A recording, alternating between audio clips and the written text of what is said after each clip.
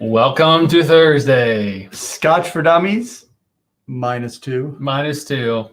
One's fishing and one is extremely busy. Yep. But we're going to have some fun tonight. Happy Thursday, sir. Happy Thursday. Well, mine's a little thin. Yours is a little watery. No watery. I'm actually drinking a little celebratory drink of the winner. Oh, you poured some of that? I did. Jay I'm gonna try is the winner from the do-it-yourself blend-off, Patreon blend-off. So I'm drinking some of that. I guess you're going to join me. Oh, no, you're doing the other one. I'm doing the one I prefer. This is the PD one, right? This is the PD one. Okay. So for those of you that had to miss last week because you weren't patrons, we did the finals for our Patreon member blending challenge, where each patron was able to create a blend of other whiskeys and provide it to us, and we did head-to-head competition. It was awesome. And talk about the winner. So I actually split decision. It was. I actually released a video late this evening.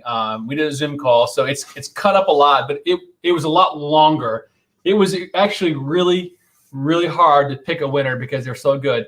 But this is a family affair here. This is Porter versus Porter. So this is ultimately it was Michael versus his wife Brienne, and Brienne ended up being the winner. We've got a sherry bomb versus a peat bomb, and they were both delicious. Ultimately, we ended up going with Brienne's the sherry bomb because I think you picked the peated one, but Mark and I like the delicacy and the more roundness of the sherry bomb. Yeah, I would think the sherry bomb, it would be commercially very viable. It's a real sweet, flavorful, rich whiskey. Yeah. You could sell 1 million bottles of that without question if you could find enough whiskey to put in it. So let's backtrack for a second. Let's see who's online. I know people are already starting to chime about the bar here. We'll talk about that in a second. But Tom R., good to see you on, sir. Justin Overpeck is second. Bobby J. Wonder how he's doing tonight. Oh, you think he's busy? Maybe. Yeah, he's stuck in shells. Alejandro, it's good to see you as well, sir. Zach Andrews, Malt Minion, Francois Everwind, of course. Steve A. Here we go. Jeff Roll. Who else do we have on here? Let's do Jim's on. Good to see you, Jim. Alan Newland. Nice. Okay. Aren't we lucky? A show on Thursday and Sunday. That's a special. That's a nice segue there. I like what you did there. Stuff for work. Good to see you on. Sunday evening Scotch. That's right. You see a rare breed on here. So let's pause for a second. And before I say that, I want to say special shout out to this guy. Good morning to you, Bradley. Good to see you. I hope all is well down there, mate, and things are well for you. By the way, my bees are putting on honey. It's a good time of year. So what do we have going on over here? So Scotch for Dummies has looked at the whiskey industry, and we've realized we've missed a huge portion in the 6 years we've been running. Are we like close to something that we've not really talked too much about? Yeah. See, in Indiana, we're like 2 hours from the Bourbon Trail, and where a huge percentage of the world's bourbon is created. We're within the same state as MGP that makes a distillate for an untold number of whiskey brands. And they have a great selection, great mash bills. You can choose lots of different things. And we realized, and then when we look at the market, so we are Scotch. We love Scotch. There's nothing that compares to Scotch. But we realized that we have missed a lot of interest from U.S. and quite honestly European viewers that love whiskey, that especially in Europe, you can't find bourbons at all. And so, Gigi, one of our patrons, talks about that she had a bottle. She finally was able to find a bottle of Angel's Envy, which is all over the place in the United States. It's really not that hard to find. So it's really interesting to see that economy. So we thought, let's start exploring. Let's take a step, do it kind of a discovery series, include some bourbon. So what's the plan for next Thursday? So next Thursday, so let me backtrack for a second and talk about what you're talking about. So we've done Scotch for well over 6 years now. And because of the conversation we've had with Gigi, for example, and a few others, we have been told time and time again, we need to start exploring the bourbon stuff. And, we've got a certain member of the group that's definitely a little more hesitant than others, Mark. But I will be the first to admit I don't know anything about bourbon, and so much so that we're going to have Jason from Mash and Drum on next week. He's going to hold our hands and guide us on a new series we're calling Scotch for Dummies. I'm going to mess this up. Bourbon Discovery Series or Bourbon Discovery Series is kind of what we're going to call it for now, at least. We're trademark. Yeah, we're looking for recommendations on that. Yeah, so the point is that we're not getting away from Scotch. That's our first love. It'll always be there. But we're definitely going to start trying to learn some things. And to be honest with you, it's a perfect eye opener for me yesterday because Jason said, hey, I'm going to send you some stuff, which he still is. He says, by the way, if you can grab these are great. Well, I'm not going to give away the point, but these are great starters, basically. And I was like, cool, I'll go to the liquor store. And I had to go to 2 of them, and I'll look. And I've said this before with our patrons and a few other videos I've done. I'm like, I feel like going into the bourbon shelf aisle like I used to 6 years ago for Scotch. It's worse, actually. I don't know what I'm looking at right now. At least with Scotch, I'm so bad now. I can look at the bottom. Oh, that's a Glenfiddich. That's a Glendronach. That's I can tell what it is. I know where they are. But with bourbons, I've had Maker's Mark. I've had the Jim Beams, which is, I know is Tennessee, but different things. But I don't know what I'm looking at. So much to the fact that when he gave me a list, I was looking at my phone. I spent an hour trying to find like the one here, which I know you guys are already talking about, the Wild Turkey Rare Breed. I guess is really good. I guess I don't know.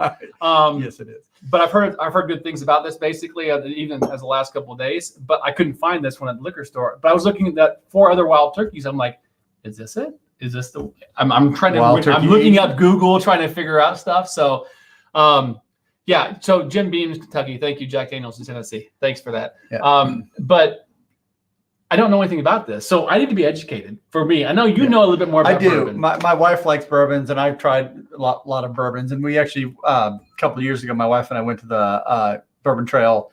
The kids were at band camp, and we decided to go to make our band camp in Bourbon Country.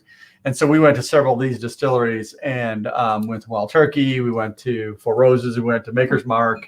Forster.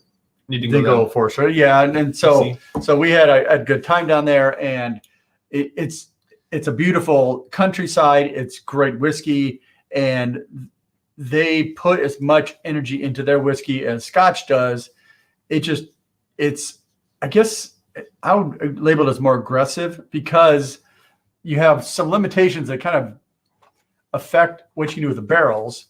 And I'm not going to get into Kentucky bourbon, Kentucky straight bourbon, true bourbons, American whiskeys, Kentucky whiskey, all those there's a whole, we'll get into that with the series, and we'll get into with Mash and Drum, talk through that.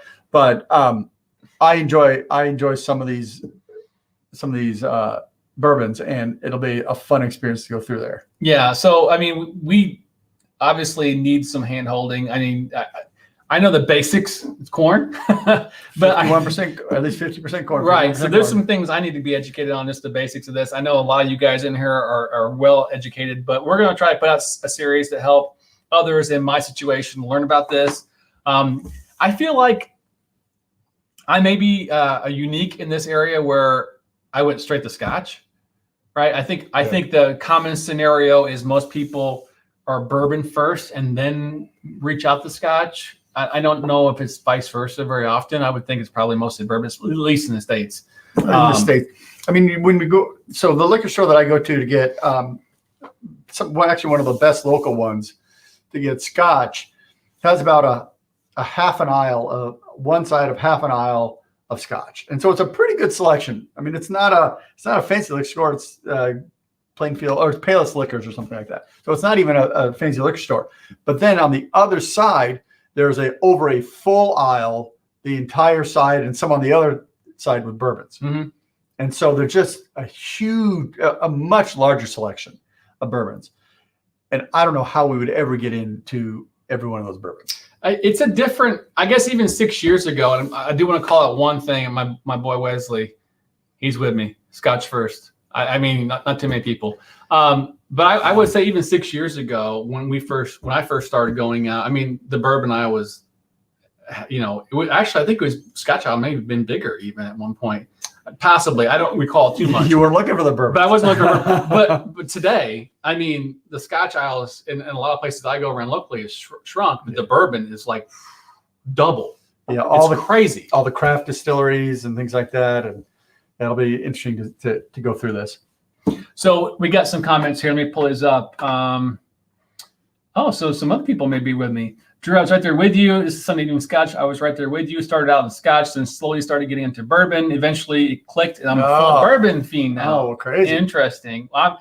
I'm really, Mike, I'm hoping to be right there with you. I can tell you that if you would have talked to me a couple of years ago, I would have been a Mark, and I'd be like, no, I'm not interested in bourbon whatsoever. I've had a few, and it's just sweet corn to me. But I've had my eyes open since. I know when we were at Kansas with the Scotch test dummies, and they opened that bottle. Wow, that blew my mind. I had no idea. I mean, this is amazing. And that was the Elijah Craig single barrel or small batch. I don't remember. Small batch, I think. I'm sure those guys will correct me in a second, but it was amazing. And I've had a few since then, so I'm looking forward to exploring good stuff. And to be honest, and to be fair, I think there's some of it is just that discovery part of it, which is I think why we're calling it. That's exactly why we're discovering. So we're discovering what you can do with bourbons, and I think you will find even the distilleries are doing much more with bourbon than they used to, because there are rules about grain mash bill and the rules about barreling, at least initially. But it doesn't mean that there's not finishing available. It doesn't mean that there's not a wide variety of grain you can do. As long as it's over 50% corn, you can put malted barley, malted rye, malted wheat, whatever you want in there. Are there more rules? I mean, are they a little less strict? I don't think. I think they're comparably strict. So they got to go. Certain rules, 101. So right? The barreling has to be aged in new charred oak barrels. So that does restrict some of that. Sure. But the mash bill is much larger because with Scotch, it has to be all malted barley. So you've got an infinite number of grains you can do with this, as long as it's greater than 51%. The more variety. Mm-hmm. So you've got a much more variety with that. You can do things with yeast, which you can do yeast stuff with. And we talked about that earlier on tonight. So yeast can actually play a lot bigger factor in this than it does with Scotch. Yeah, because most Scotches use brewer's yeast or distiller's yeast. So there's a certain yeast that most distillers in Scotland use. That's not necessarily the case in the bourbon country.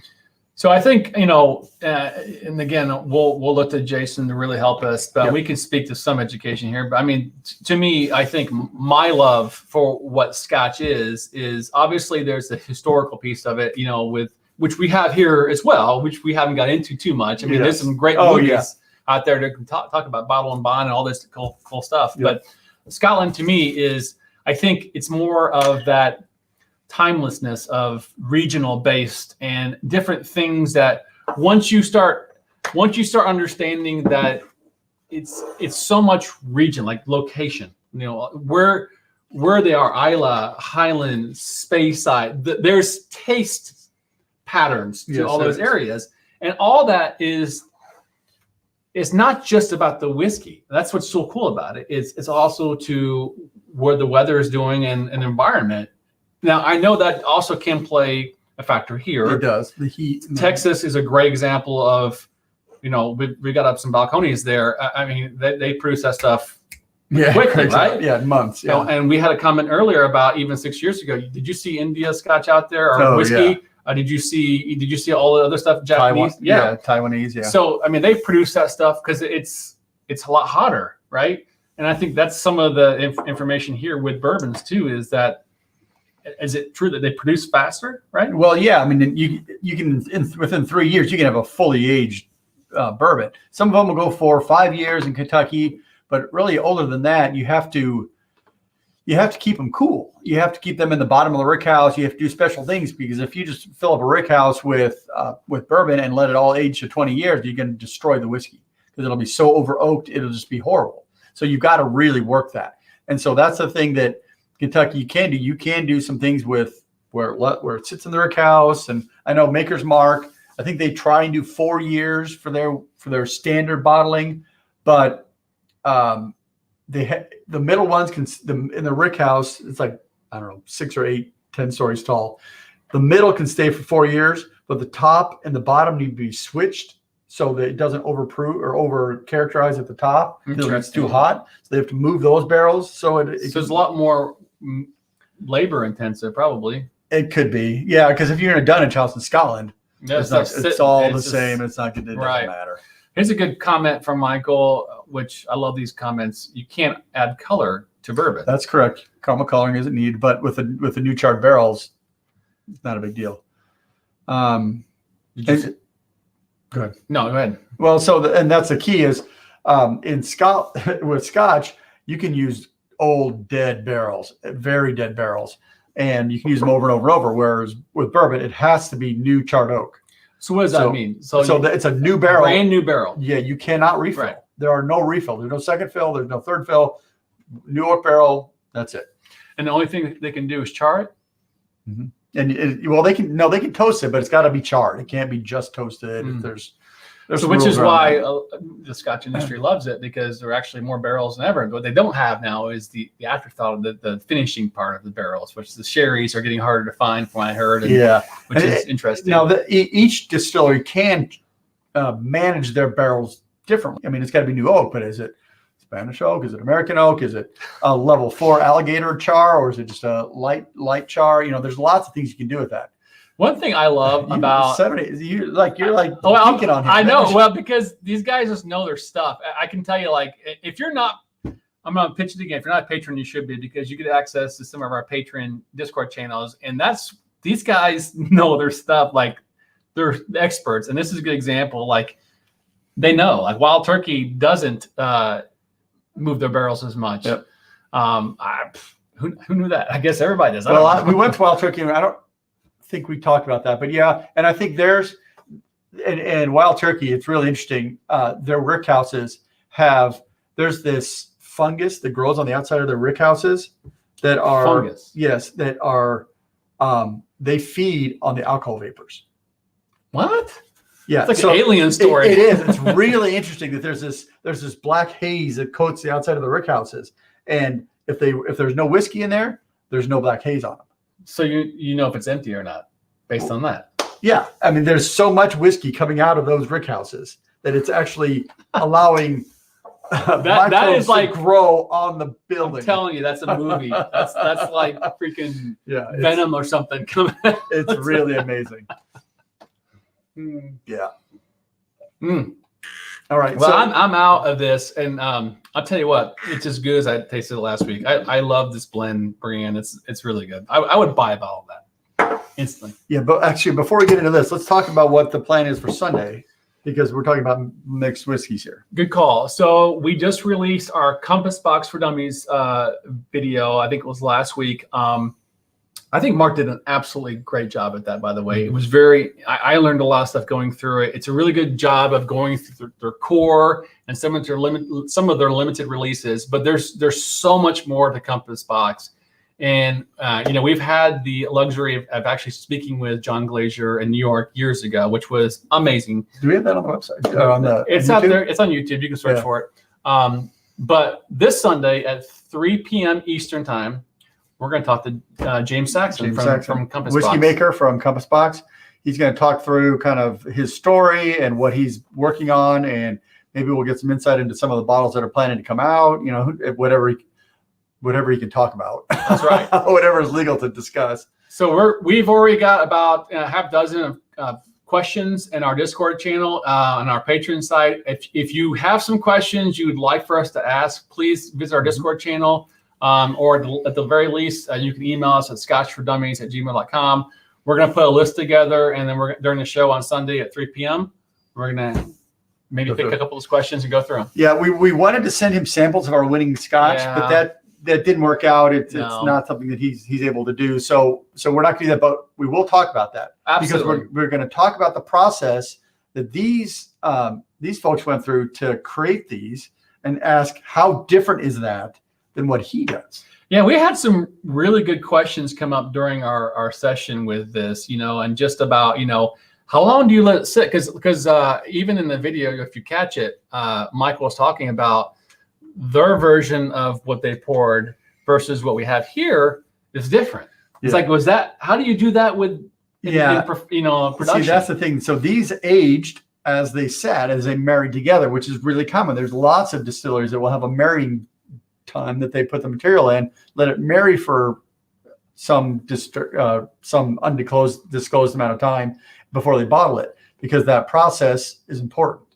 I would assume, and we're gonna ask this: can they predict that? They know kind of how they have to, right? Especially because let's say it's their distillate. But with Compass Box, it's not their distillate. With Compass Box, they've got distillate from all over the region, and so they need to know the distillate well enough that this will marry better, this will taste better at this ABV, all those kinds of things. I would think, there's got to be some chemistry to it, of course, but just, because they're a blender, they have even more because they're picking barrels that are different, right? From different ages. So how do you produce something like, the King Street or the Glasgow blend? How do you mass produce so many of those consistently? It's pretty neat when you think about this. Really opened my eyes. This whole do-it-yourself thing really opened my eyes. I didn't think it would be that good.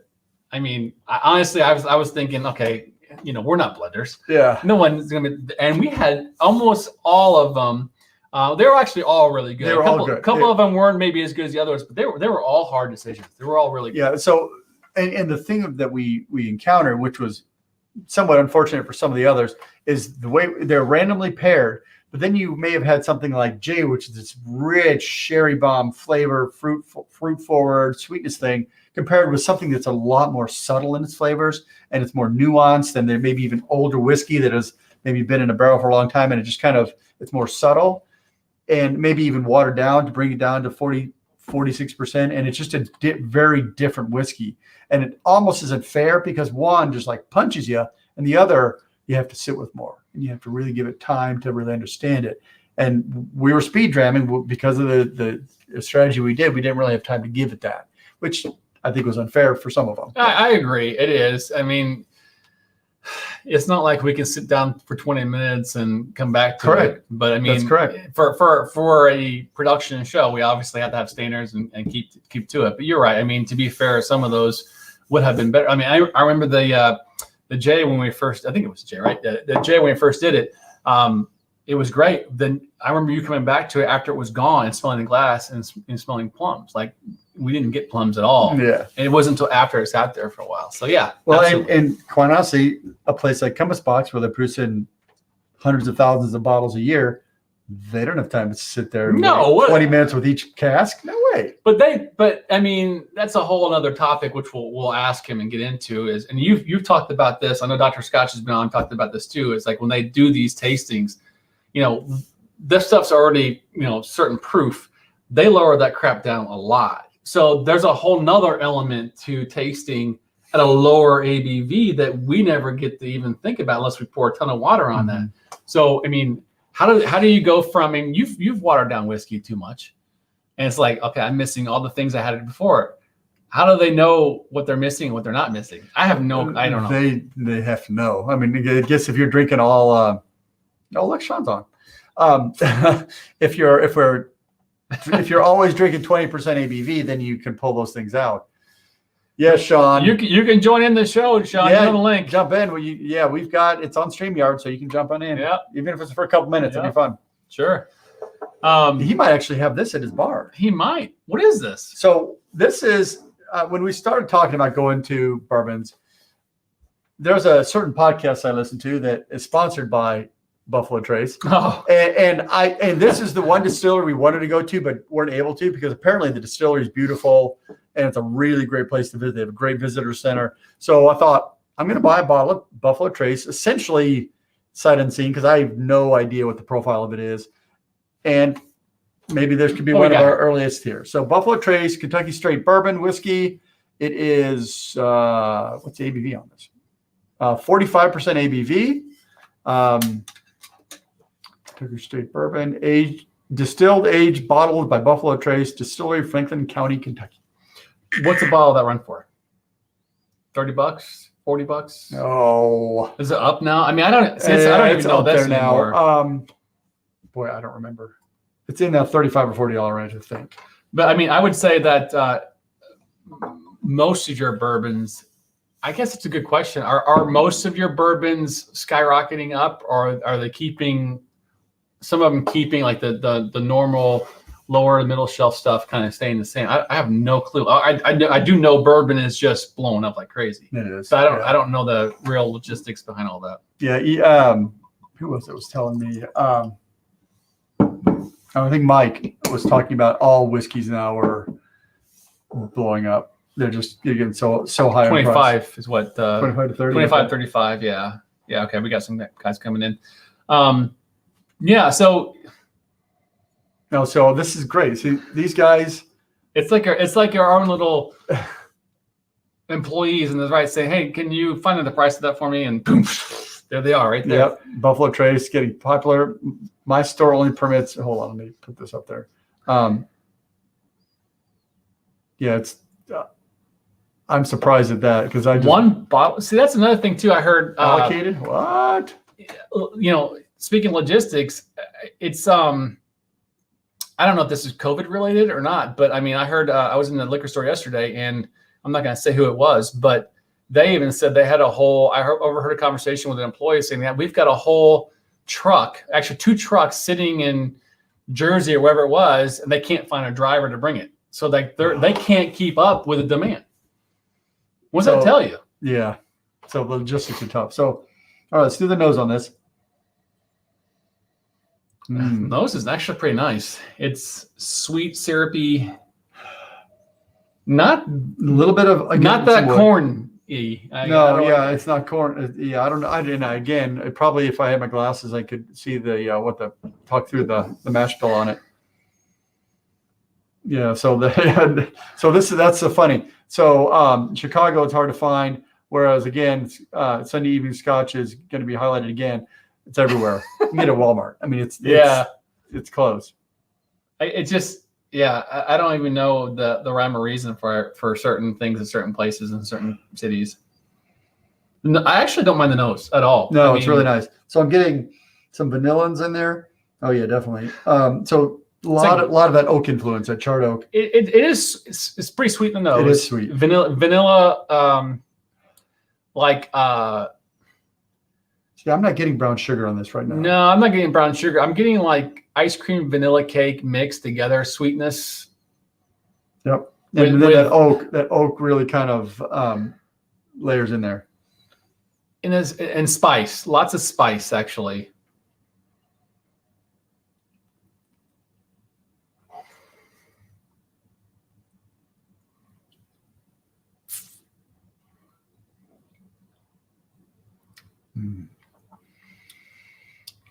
It's a bourbon.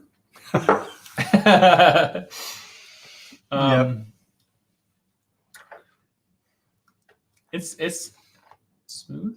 It's nice. It is pretty smooth. It's 46% ABV. I mean, I'm getting. It's weird. I got some like apple on there, but I don't know if that's apple. That's exactly what that is. Actually, it's like caramel apple. Yeah, it's a caramelized apple, not more syrup sweet though than caramel sweet, but it's got caramel tones to it. Yeah, vanilla tones, apple, and hints of cinnamon maybe. And that's quite honestly the beauty of those new fairly short finish. Too. Those new char barrels really help purify that new make harshness out. That's one of the beauties of those barrels. Yeah. Now, granted, from what I understand, that's not what that was not the reason they required new charred oak barrels. It was the cooperage union or whatever got in there to enhance and encourage higher use of barrels. So, but it does work for it. You can definitely smell the barrel. Mm-hmm. That new wood. Mm-hmm. That oakiness that. I'm curious to see like how my my call outs evolve with bourbon. Yeah, and Because that's I've got just a what I was thing- thinking. Because I feel like I'm going to evolve from I got syrup and corn and sugar, you know, A little bit of ryness, yeah. understanding what goes in rice here. spice. Yeah, I want to be able to get more finite, and I'm scared I'm not going to. Well, see, that's the thing. So when you start with Scotch, your flavor palette is this. When you get everything is. from cotton candy to bandages, you know, you got this huge range. Whereas with bourbon, you've got a much narrower flavor profile because of the barrel allowed barrel influence. Plus, you're not typically. I mean, I guess could you theoretically do charred, peated corn? I mean, can you do that? I don't know. No clue. So there's all those kind of things that you can go through that you could probably put in a bourbon that you'd understand, but they haven't traditionally done that, and so it's a much narrower flavor range. So you have to, I would argue, you have to be more nuanced in your flavor palette. That's a question that I needed to ask Jason next week when we talk, when we start collaborating with him, and I'm hoping to do quite a few collaborations with him, and honestly some other bourbon folks as well eventually, just to learn some of this stuff, because I want to educate myself, and just not just about the bottles and what goes into them, but just some of this too, like how did you evolve your palate? I mean, especially people that have Scotch as well. And John made a point about saying he thinks that I'll never love bourbon, but I can use it to reset my palate. I think you're probably right. I will say that I'm appreciating bourbon more. We had that when we went to Willett a few years ago at Alan Ward's place, and I bought that Noah's Mill, yeah. Yeah. And it's really good. I like it. And I've had a couple glasses on occasion every once in a while, because I'm like, hey, it's that change of pace thing. Mm-hmm. And I think that I will start doing that, Tom, a lot more often once I start understanding some of these flavor profile patterns that I may or may not like. And I'm actually excited to start gravitating towards something. Obviously people know our palates. They know you're a Smoky Pete head. Yeah. They know I'm a Deanston lover. That's really interesting. Yeah, I didn't think about that. So I'm curious to see, like, are we going to, and maybe you guys can start commenting now that know us. Can you predict, am I going to start swinging certain ways or not? So Yeah. I have no idea. I'm actually excited to see. Yeah. So Sean likes the Old Forester. I know Mark and Sean basically killed a bottle of Old Forester. Was it Old Forester Yeah, or it was. Booker's? It was Old Forester. It was Old Forester. I don't remember the variety of it, but yeah. Yeah, that was a camping a good 4 years ago or so, maybe even 5 years ago. That was a great trip. Yeah. That was so much fun. We were down at we were at Ren Lake, weren't we? Yeah. Camping. And yeah, you and I got there early. That's a funny story. You and I got there early, and then I think Sean or maybe it was me and Mark, I can't remember. But anyway, we were there a day before. Keith Warren was with us. Keith was with us, yeah. And then Sean and Mark came up afterwards, and we were done. We were beat. It was like 1 a.m. We went to bed. These two clowns stayed up until like 4 or 5 in the morning, and they killed the bottle. They killed an entire bottle of them. And then at 8 a.m., they're up ready to get on the boat. They're ready to go again. Well, they're machines. Well, Mark wasn't really ready to go until about noon, but we were on the boat from about 9 o'clock on. they got up and they were troopers. I couldn't have done that. But Yeah. so yeah, so we get in comments here. So are you gravitating, or are you just adding more whiskey? Yeah, right there. Yeah. So IC86 says, Scotch Dummies, you are not gravitating. You're just adding more whiskey. Yeah, you're right. That is correct. Absolutely. We're actually exploring. Quite honestly, we're broadening our flavor profile because we are doing that. And then Leanne, where is she at? There she goes. She says, Drew, you were like the Maker's Mark 46. Okay. Yeah. So the one thing we learned when we were on Bourbon Trails, Maker's Mark has a lot more wheat in their mash bill. Now they obviously are able to vary it, but with the 46, they do have some additional French oak barrel staves in there to add more of the flavor and some spiciness to it. So I think it's all great. And I based on my limited knowledge of bourbon, I think Jason has quite an interesting range here that he'll talk through. I really am looking so forward to excited to work with him. He has blossomed from the years I've seen him grow. Mhm. And one of the things that, and we'll talk to him about next week, is one of his passions for doing this in the first place is his history. He loves history. And just going through this, and you can get on his video, Mash and Drum. If you're not subscribed, you should go subscribe to him right now. But he, every one of his reviews, the information he gives is wonderful. Like, he gives historical information and what's going on. Like, he knows the stuff inside and out. So I'm looking forward to really picking his brain. Yep. There's something I want to call out here. Kem Reddick said, one of the things I tell bourbon drinkers that are moving over from Scotch is to consider bourbon like a Scotch region. Do not compare it to all Scotch. Yeah, that's totally fair. Fair, very fair. Yeah. I think that's a good point. Some of the comment here. Maybe I'm down. Hack with Pappy. Yeah, Pappy I think is overweight, if I understand. But yep. This is the 1910 on the bar here. Mm-hmm. So I've heard good things about the 20 just from our patron show earlier. Yeah. Stuff at work things. What do you say? All the bottles table. I think Drew liked the Four Roses. Andrew probably the Old Forester. Really interesting. All right. Oh, that's interesting. We'll see. Huh. We'll find out. I'm digging this though, man. This is not bad. I don't mind it. Nope. No, I will say it's got an interesting aftertaste. It's kind of got I'm getting a bitterness, almost a black tea kind of bitterness in that. Which I don't know if that's just the char. Black tea is always a good one to call out for that. You know, it's hard to mistake that. Yeah. I can see what you're saying with that. So boy, we're getting a lot of pressure to open those bottles, but we're gonna wait because we promised we would. Right? What do they want us to open? They want us to open all of them. Try that. You're gonna like the rare breed best. You gotta like. He's gonna try the Old Forester. No, we're gonna wait for Jason.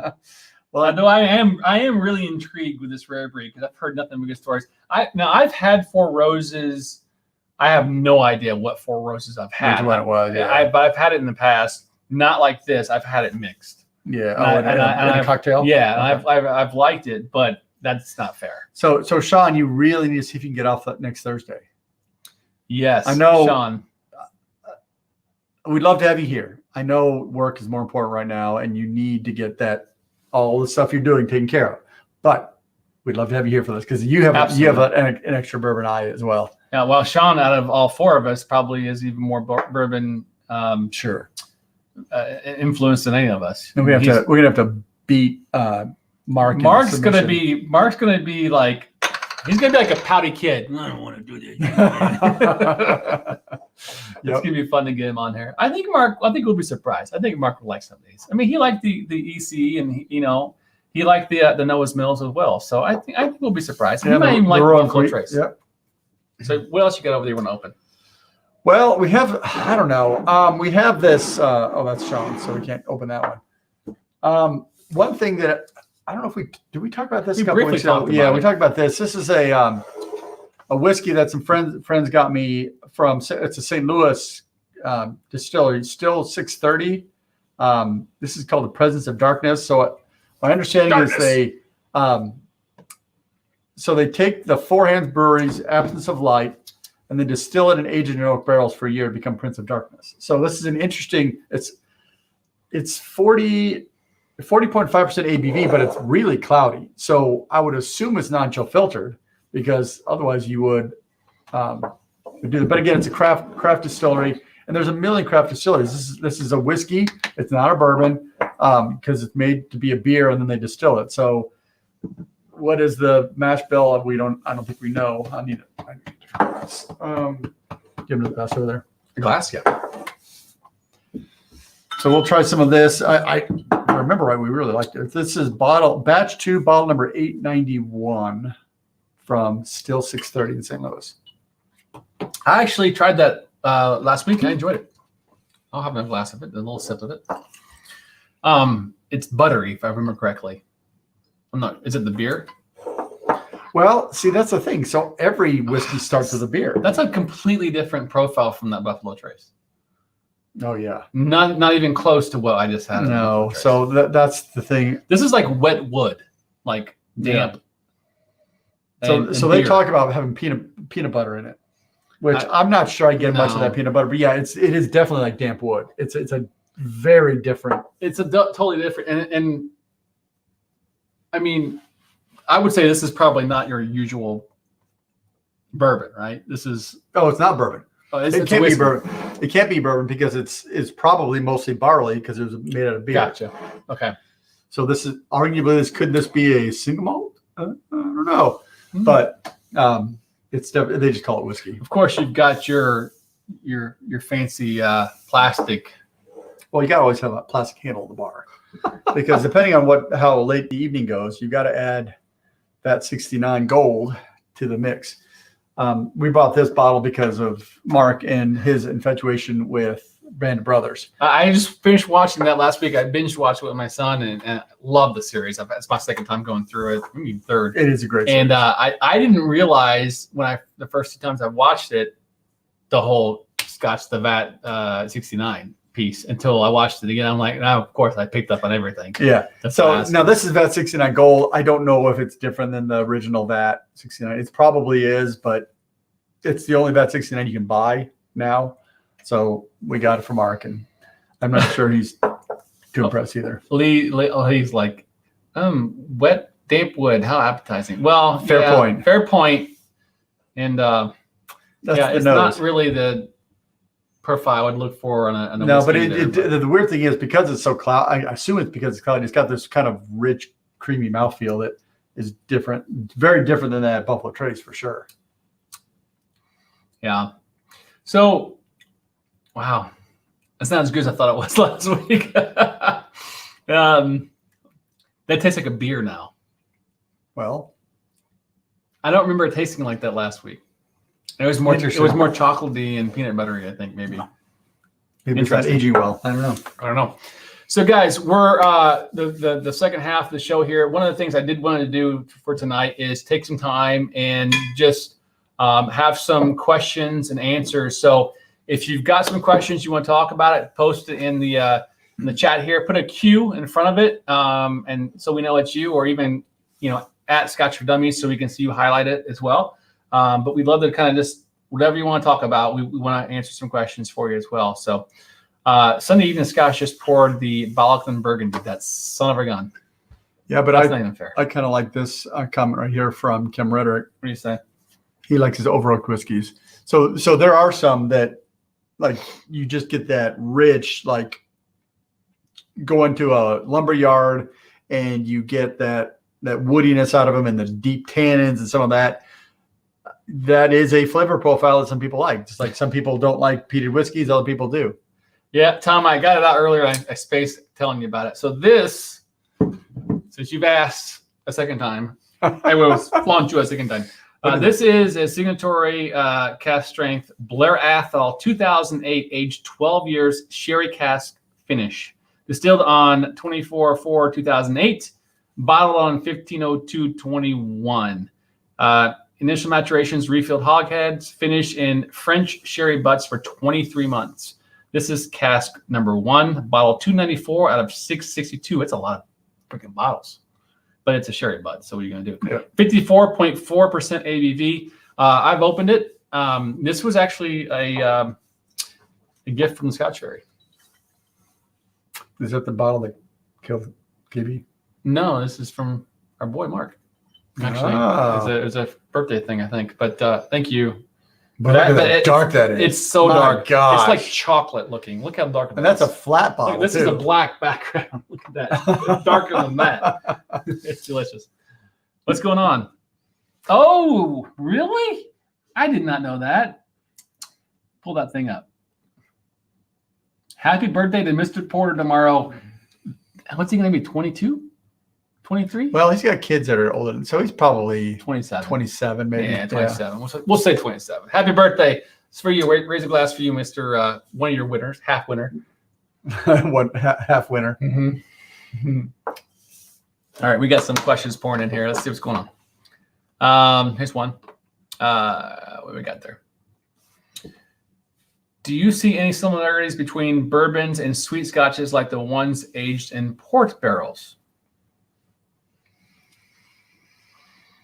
That's a question I don't know I can answer right now. They're not far off. The one thing I get from port barrels is I tend to get more like blueberries and things like that out of port. Some of the deeper red, some of the red fruits, but blueberries and those kind of things. And that, I guess the reason I picked blueberries is that's different than the other. It's not just sweet and kind of fruity and cherries and things like that. It's got a different take. But yeah, it's not far off. It's quite honestly not far off some of the PX sherry whiskeys. It's just a little different in its sweetness, I think. I couldn't comment on it yet. I don't have enough influence either way to find it, but we'll see what happens with that. Sooner or later, we'll see. We'll find out pretty soon, won't we? No more questions. I thought I saw one. I'm going to open this since it's right here in front of me. Go ahead and open this signatory. I poured mine out. You don't like that 6? No. Not when I had this staring me in the face. Yeah, that's fair.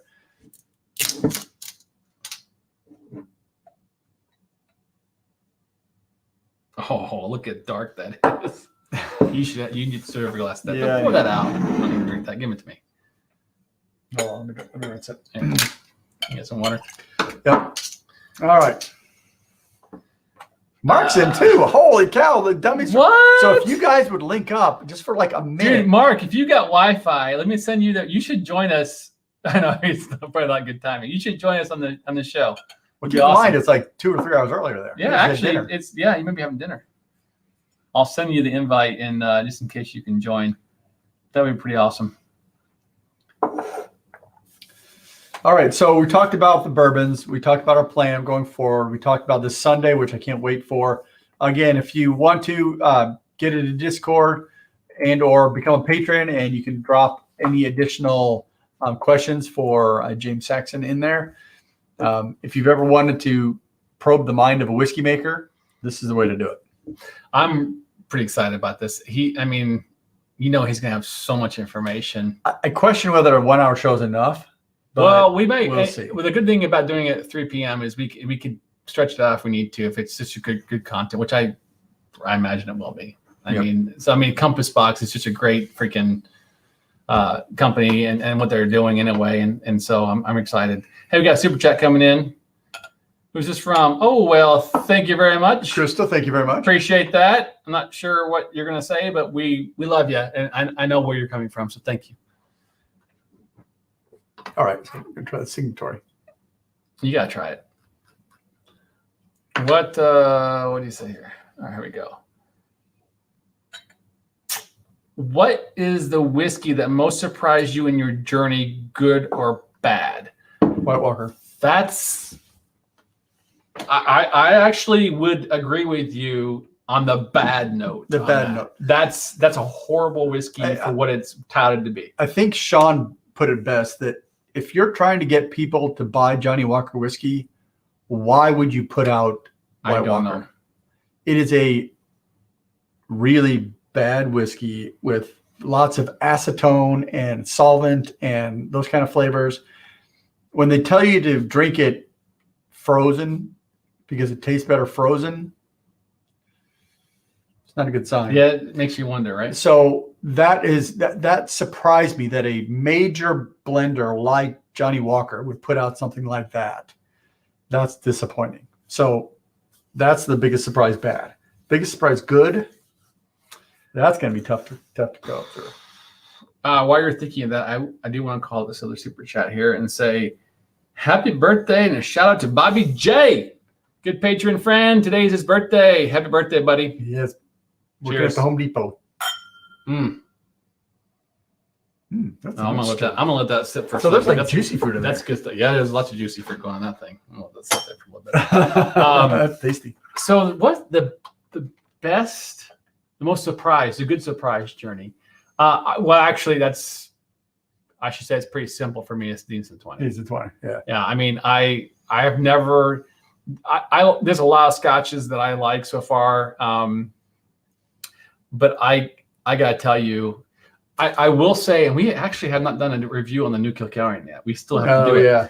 That is really good, and it reminds me a lot of what Deanston 20 does with that recharring. But that Deanston 20 for me was probably the most eye-opening to what Scotch is and what tickles my fancy on my palate. I just love everything about that. So you probably, I mean, you've been kind of in the wheelhouse from the very beginning, right? You didn't really acquire. So and the thing that I'm one of my biggest surprises, and unfortunately, I don't have a good example, with exception of one, but it's not the best example. The one example I can think of is the Kilchoman Machier Bay. So it's a really light, lemony Scotch. And that is not my wheelhouse. That is not what I typically go through. But that kind of soft subtleness and really, lack of barrel, but great distillate. And I'm not sure how they do that kind of thing. That surprised me because it's not in like any of these bourbons. The barreling overpowers any of that kind of distillate. So what I've found most interesting is I'm starting to explore those lighter whiskeys. What's that? What do you put there? Yeah, you thought you were. P Monster. Yeah, well, that was cool. That was good. Those lighter whiskeys, those are a struggle for me, but I'm learning to appreciate them. So your journey experience is getting out of your sweet spot and appreciating those finesse scotches that are still kind of there in your sweet spot with the Machier Bay. Yeah. So the key is with those lighter ones, I don't know if I would like a full bottle of them because I don't know if I drink it enough, because it's if I'm being fairly random, I don't like to go through them because there's nothing there for me. Yeah. But when I get a good one and I'm talking with friends and we're drinking it, sipping it like that, that's a lot more fun for me to kind of explore. Gotcha. Do you have any more questions? I think that might be the last one I saw. Okay. Well, very good. I think that's it. So let's talk about this spotless glass here, and then we'll call it a night. So Blair Ethel 2008, aged 12 years, sherry cask finish. So we haven't done a whole lot with Blair Ethel. We did a bottle years ago, and we liked it. I had a bottle I bought. I think I got a Total Wine either in St. Louis or here, and it was an independent bottler. And well, hard to find, aren't they? Well, the original, yeah, but the Blair Ethel I have, they still have a Total Wine. It's an independent. I can't remember the bottling, but I loved it because it was like a nice. It wasn't extremely high ABV. It was decent. Like I think it was like 48 or something, but it was just right in my sweet spot of what I think a good Scotch is. Right? It's that sweet. It's got the kind of vanillas and caramels, but nothing overpowering. It was a really good blend. I really appreciated this. And so I wanted to explore more Blair Ethel. And then when Mark told me about this one, I would never imagine a Blair Ethel being that dark. No. And this is crazy. And it's pretty hot too. So it is. So the nose is rich. There's brown sugars in there. Oh, that's delicious. Oh, yeah. Like plums and raisins and things in there.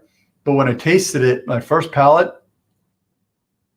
it burned it.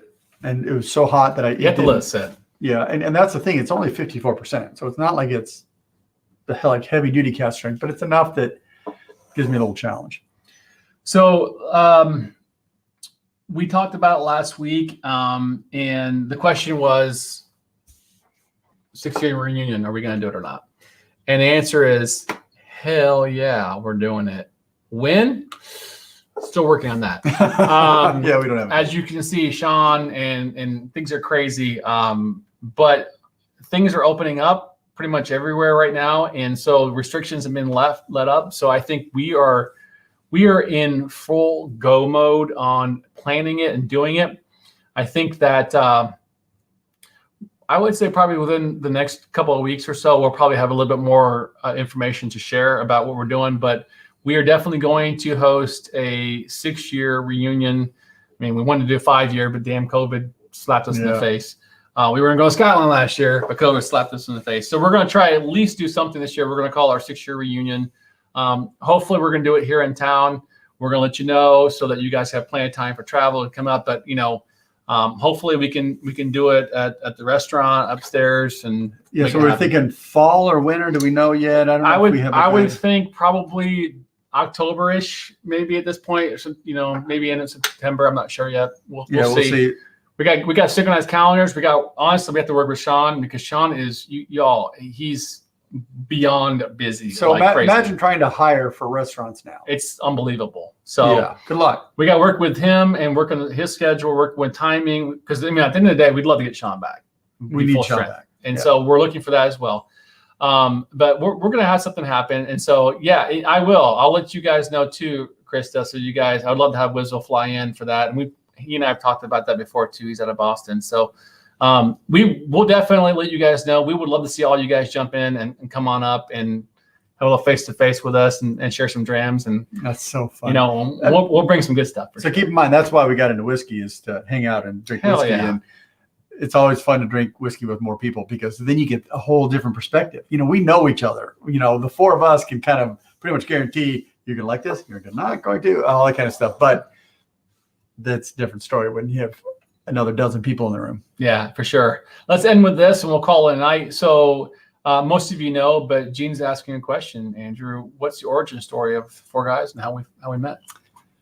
So we actually happen to live on the same street. That is crazy. We can stand at each other's house and see all the other houses. So we lived in the neighborhood and we got to know each other just through neighborhood functions and things. And then these guys started finding. So it was you and Sean that first got the whiskey, or was it Mark?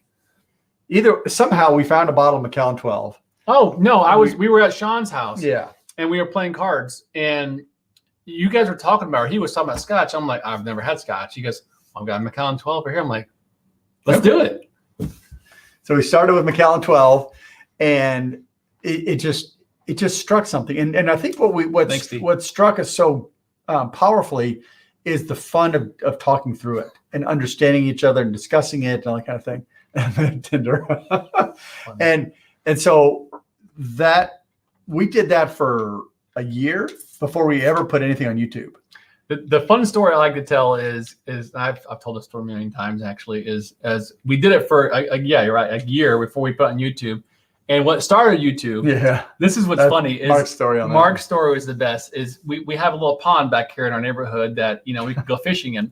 He was walking down there one night just to throw, a couple lines in, just fish for a little bit and for fun. And these two teenagers came up to him and they're carrying I don't know anything about fishing gear, but apparently he does. And he looked at these kids, is like, wow, that's some really nice gear you got there. Long story short, they're like, oh yeah, we created a YouTube channel and they basically, we got all this gear and stuff. We're like, well, we can do that. Let's put a show on and see what happens. And long story short, here we are now 6 years later, stuck a camera in front of our face, thinking, well, we'll share the journey and we're dummies and we'll learn with you and see what happens. Yeah, and look at the quality of that first video. Yeah, it's pretty bad. Good times. All right, guys. So thanks so much for hanging with us tonight. I know we're short two dummies, but Mark will be back. He'll be back Sunday to join us. I would love for Sean to join us. We're not sure yet. Hopefully he can as well. But Sunday at 3 p.m., mark your calendars. 3 p.m. Eastern time. That's correct. James Saxon from Compass Box. Please make sure you show up. We need some love and support for that. And then we'll see you on next week's Thursday show. Yep. All right, guys. Cheers. Until next time. Flancha. 3, 2, 1.